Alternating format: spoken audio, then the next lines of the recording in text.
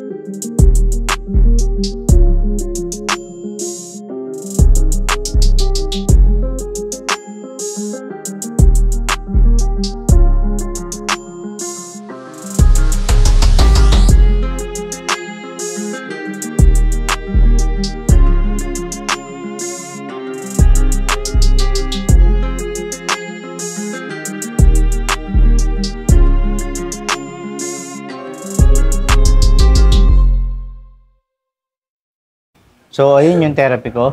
So, bakit nga ba ako nagsi-therapy? Ito yung dahilan.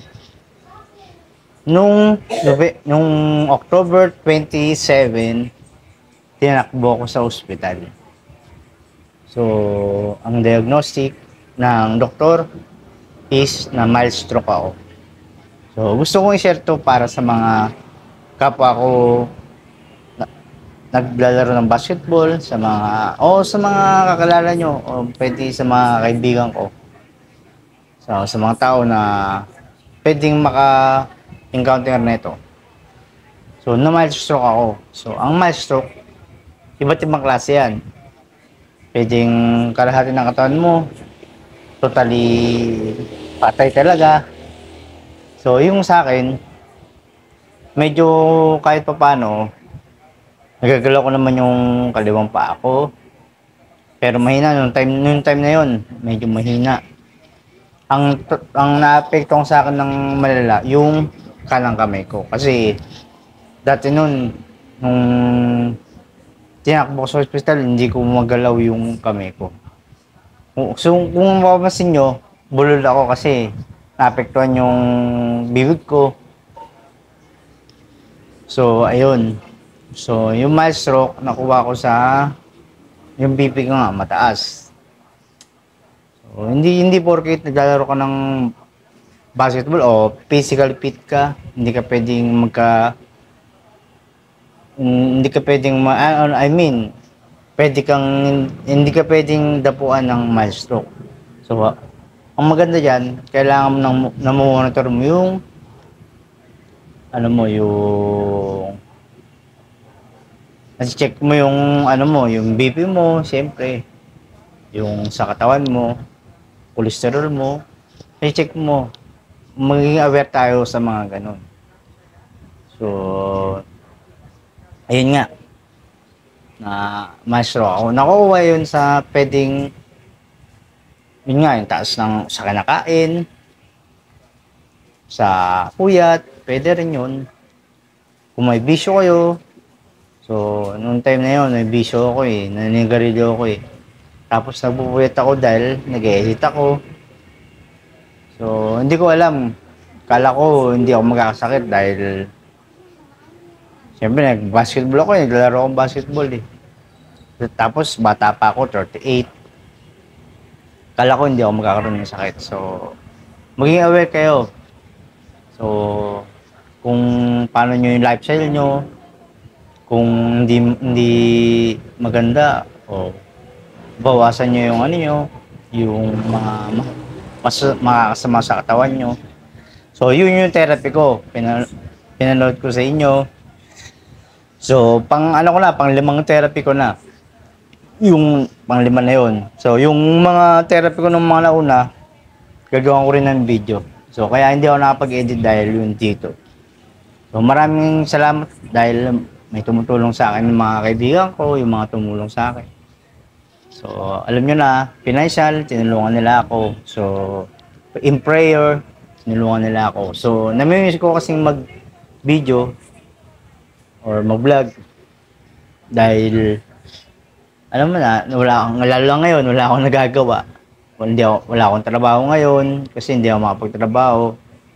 So, ito, para medyo may may ginagawa ako. So, everyday, nag-exercise din ako about sa pagka walang therapy ko.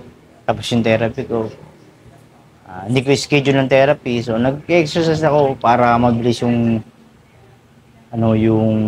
pagkagaling ko. So, mag-ingat kayo sa mga kinakain nyo, sa mga, siyempre, yung sa katawan.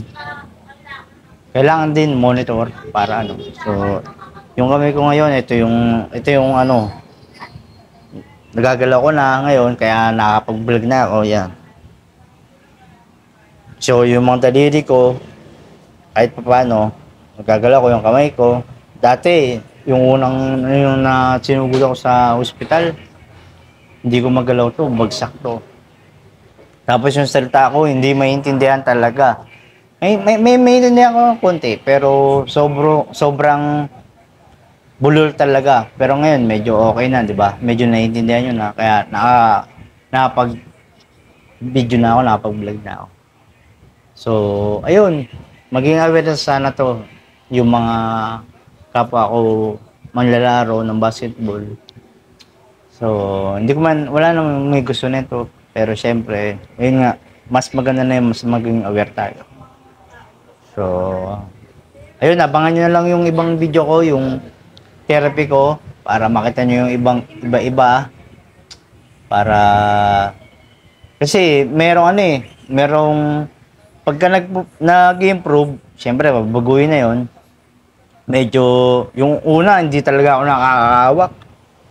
Hindi ko talaga nahawakan yung hindi ko na, kumbaga, nag-grip yung laruan. Makikita nyo yun sa mga video ko.